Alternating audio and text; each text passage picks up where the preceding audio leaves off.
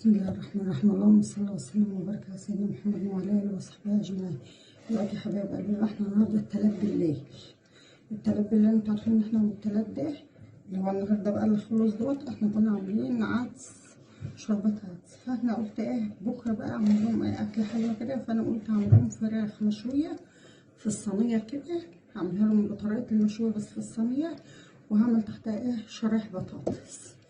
بس انا قلت اتبلها بقى كده على بيات اللي هو النهارده بقى ان شاء الله من غير مقاطعه، بكره ان شاء الله الثلاثه هو.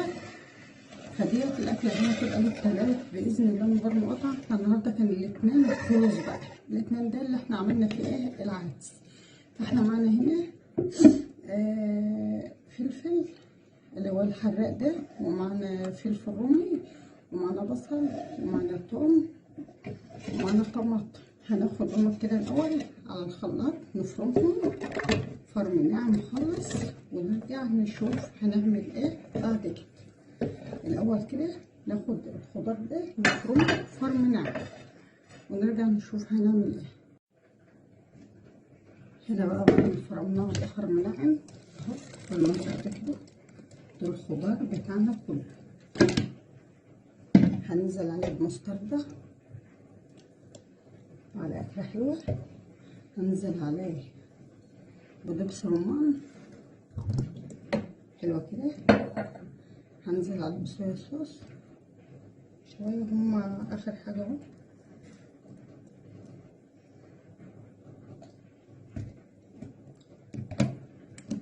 ننزل بزيت،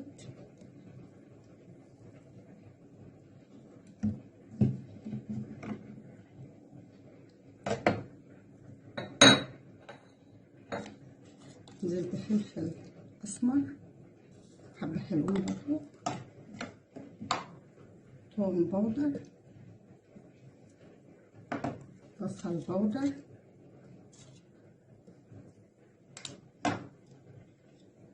كركم،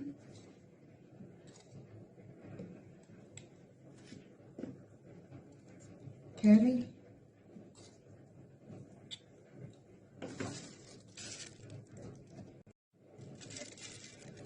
جنزبيل،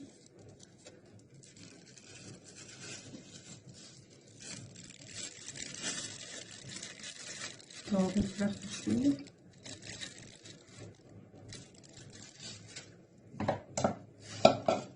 ذرة كده من القرفة، دوم بس من القرفة.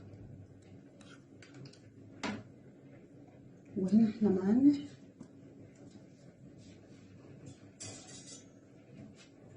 ورق لوري ما انتوا شايفين كده، على حبهان، على بابا ساندوتش. ورق لوري على حبهان على بابا ساندوتش اهو. نخلط بالمنظر ده كده.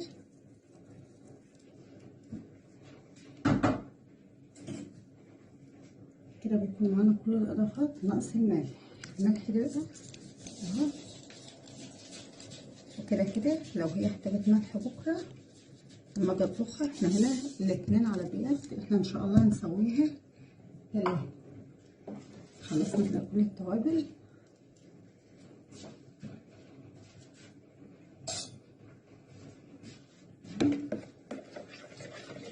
ما شاء الله انا ريحتها. انا غسلت ايدي اهو، دي المغسوله. هنا الخلطه بتاعتنا اهي بالشكل ده كده.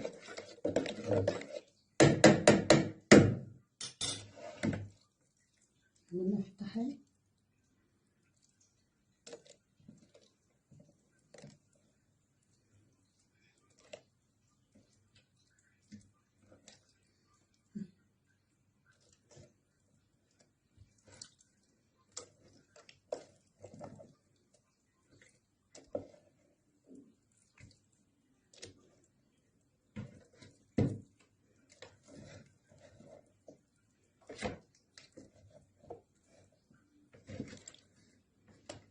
كلها كده بالمنظر ده التتبيل.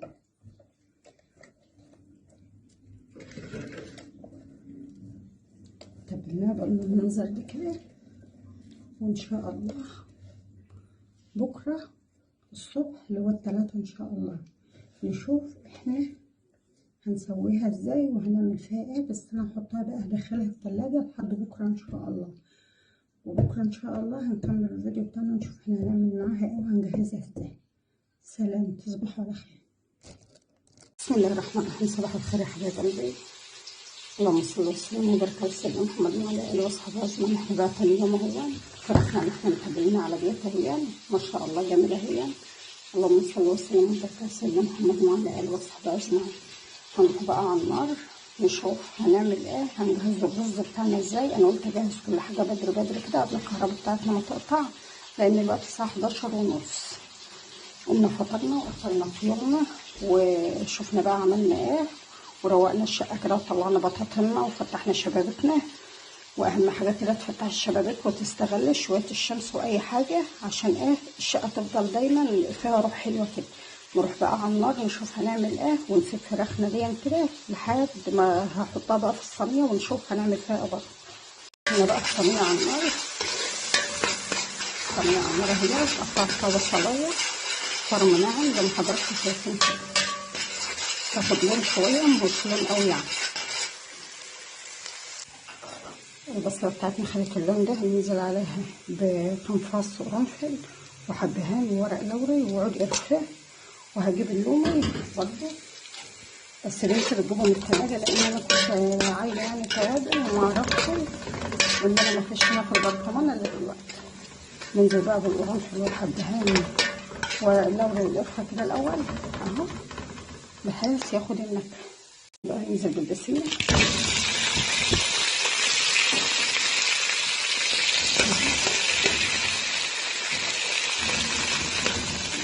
نعمل رز مصري بالبسله مع الكباب.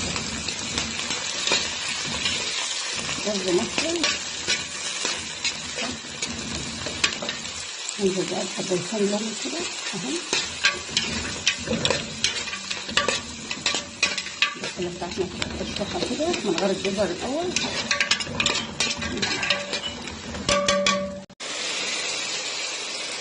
الجزرات الجزرات دي كانت في الفريزر وانا فرماها وهي متسلقه اهي في الفريزر وفرمتها في التلاجة اهي بالمنظر الجميل اللي حضراتكم شايفينه كده. لسه معانا اضافه خفيفه بس المبالغ تاخد الفكره مع بعض. هنا بقى هنزرع طماطميتين 2 صغيرين مبشورين. شوف كله فريش، طماطم فريش من غير صلصه، جزر فريش. الجزر يعتبر فريش، انا اللي فرماه دلوقتي، اي نعم هو معلق في الفريزر بس والله انا اللي فرماه دلوقتي. بعين الله وبامر الله كده الرز المصري لما تظبطيه بيطلع احسن من الرز التاني. تعالي بينا بقى للتوابل اللي هتتحط معانا. الاول خالص معلقه سكر شايفاها اهي في الاول، ومعانا كاري ومعانا كركم ومعانا فلفل اسمر وملح. معلقه سكر وكاري وكركم وملح وفلفل اسمر اهو. واحنا حاطين القرنفل والحبهان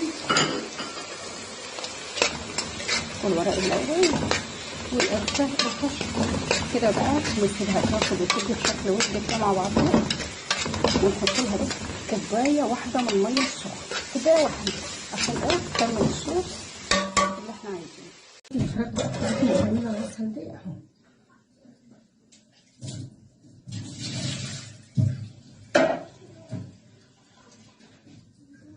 دي صينيه مفيش فيها حاجه خالص ماشي. هننزل فيها حلقات البطاطس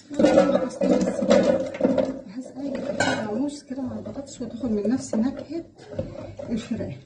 هننزل على البصلايه وقرنين فلفل برضو فرم يعني كده اهو. دي الفرشه اللي تحت فراخنا، وفراخنا متبله وجميل حلو. هجيب لكم بقى حاجه تانيه كده وارجع لكم. هننزل هنا بطماطميه برضو فرم يعني كده بحيث تدينا صوص احمر حلو. والطماطميه دي يعني انا حاطه فيها 5 فصوص من الثوم حلو. هنا بقى اضافه انا مش نسيت المسافات، بس انا قلت اخليها النهارده عشان ايه شويه كده من السكر اهو. شويه ده ناكل السكر غالي واحنا بندور عليه مش لاقيينه.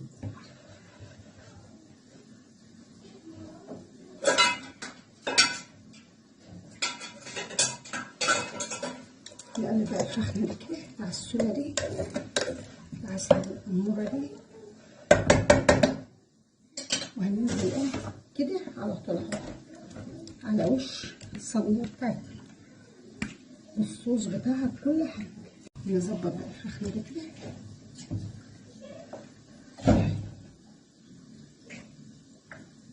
الشكل الجميل العسل ده اهو. الناحية دي كده ظبطي فراخك. قلنا احنا مفيش فينا ست بيت بتخش المطبخ لو هي غاسله ايديها ومنضفاها، لان كل حاجه لازم تظبطها كده وتديها ايه اهو. ديت صينيه انا قصدت بقى اعملها في صينيه تكون حافتها رقيقه ليه عشان تحمر الفراخ وتظبطها. والفراخ بتاعتنا بقى متبله التتبيله العسل اللي حضراتكم شايفينها دي، ما ضفتلهاش اي توابل لان ما شاء الله انا حاطه لها توابل كتير وحاطه لها زيت وحاطه لها كل حاجه. هدخلها بقى على فرن سخن تستوي زي ما تستوي، وهوريها لكم بعد ما تطلع فراخ جميله جميله جميله نكهه الشوي وكل حاجه. بس انا قصدت ان انا اعملها تحتها شرايح بطاطس بحيث نلاقي حاجه صوص نغمس بيه وفيها الفلفل وفيها كل حاجه، وما شاء الله هتبقى جميل. انت تخيلوا بقى ريحه الخضار الجميل بتاعي ده. وشوفوا معنا هنا مرقتين خضار مش ما بحبش مرقه الدجاج قوي يعني، فدمت مرقتين خضار. انا كنت استعملتهم معاكم في حاجات قبل كده، هتفركوها بقى بايدك كده برضو هتنزلي بقى كده اكتهلك شويه ايه مرقتين. جهزي معاكم بقى ميه سخنه عشان هي اللي احنا هنسقيها والرز بتاعنا ده. انا هعمل رز بالبسله بس رز مصري. شوفوا ما شاء الله الصوص، شوفوا زبده سايحه. معنا هنا الرز مصري اهو مش هننقعه، احنا غسلناه بس عشان لو في اي حاجه اهو. ده رز مصري هنسخنه كده مع الخضار بتاعي. هنجهز معانا ميه مغليه هننزل بها على الرز بتاعنا على الحاجه دي، بس هنديله تشويحه الاول كده عشان ياخد ويستوي مع الخضار. تظبطي بقى الملح وظبطي حاجتك اهو. ظبطي قاعد الرز بتاعك كده واظبطي ملحه وحطي له الرز المظبوط. احنا نزلنا بالرز الاول في الخلطه اللي احنا عاملينها الخضار، وظبطي ملحك وظبطي حالك وحطي الرز بقى. ما تنقعيش الرز لان كل ما هتنقعي الرز كل ما هيتكسر معاكي وهيفرول، انما كده مظبوط خلاص. نسيبه بقى لحد ما يشرب ونشوف الفراخ بتاعتنا اللي في الفرن ونوريكم بقى الغدوه بتاعتنا كامله. بسم الله ما شاء الله. دوريكم الشكل اللي صينيه البطاطس بتاعتنا هنا شويه خلاص اهي. شوفوا عامله ايه، شوفوا البطاطس بتاعتنا مهريه خالص اهي. وده الرز بتاعنا ما شاء الله مفلفل وجميل اهو. شوفوا شكل الرز والبسله والخضار بتاعنا جميل فيها اهو. وده بيكون الشكل النهائي لغدانا النهارده. يا رب يعجبكم اهو.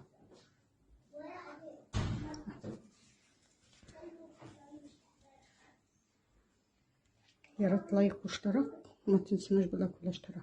رز مصري بالبسله جميل جميل جميل. بقى واروح بقى عشان نتغدى عشان اختي عامله النهارده، واحنا عاملين الغدا ده النهارده بقى عشان نبقى ملمومين مع بعض. يلا مع السلامه، لايك واشتراك والسلام عليكم ورحمه الله وبركاته.